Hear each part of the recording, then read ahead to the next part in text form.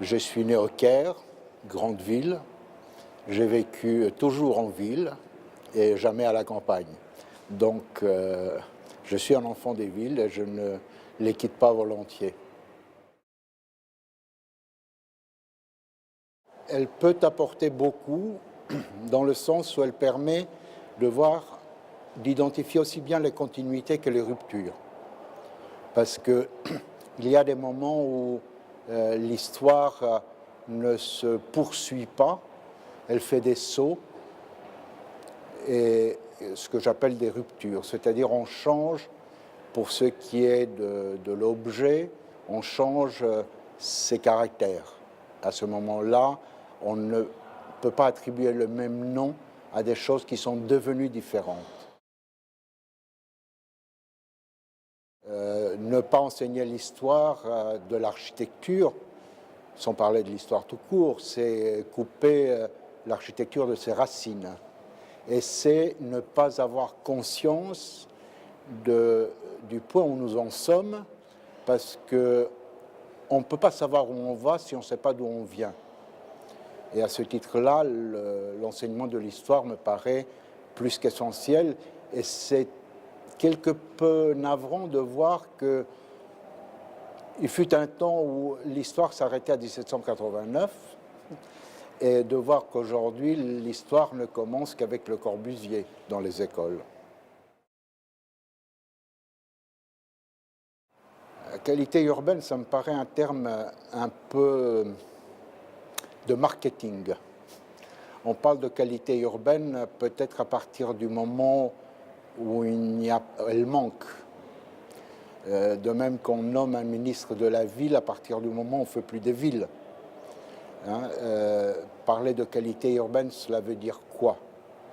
Pourquoi est-ce que l'urbain serait dépourvu de qualité? Et pourquoi est-ce qu'on lui ajouterait de la qualité, en plus de quoi d'ailleurs? On peut parler de quelqu'un comme Lavedan. On peut évoquer Benevolo, sans beaucoup s'attarder sur lui. On peut parler de Pirenne. Mais pour la compréhension du phénomène, moi je parlerai beaucoup plus de quelqu'un comme Leroi-Gourhan, qui est anthropologue et non pas historien de la ville.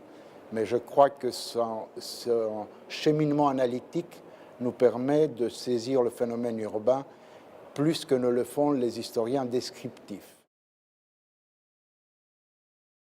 Ce n'est pas que la sédentarisation, c'est comment faire de ce qui est une nécessité, la transformer en œuvre sociale.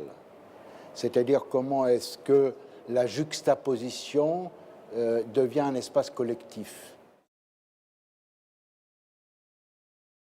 Si l'urbanisme, c'est la façon d'organiser l'espace, mais en tant qu'un ensemble collectif, là, je crois que depuis quelques décennies, nous avons abandonné ce bateau. Il y a des tentatives qui se font ici ou là, mais on procède plus par juxtaposition d'espaces fragmentés, peut-être chacun très bien organisé, mais qui ne forment pas nécessairement un tout.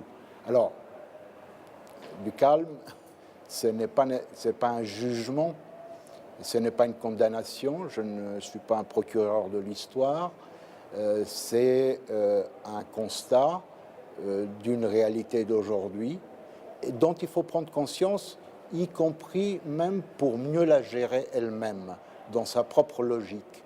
C'est-à-dire cette fausse référence à la ville pour gérer l'urbanisation nous amène à faire du dérisoire parfois.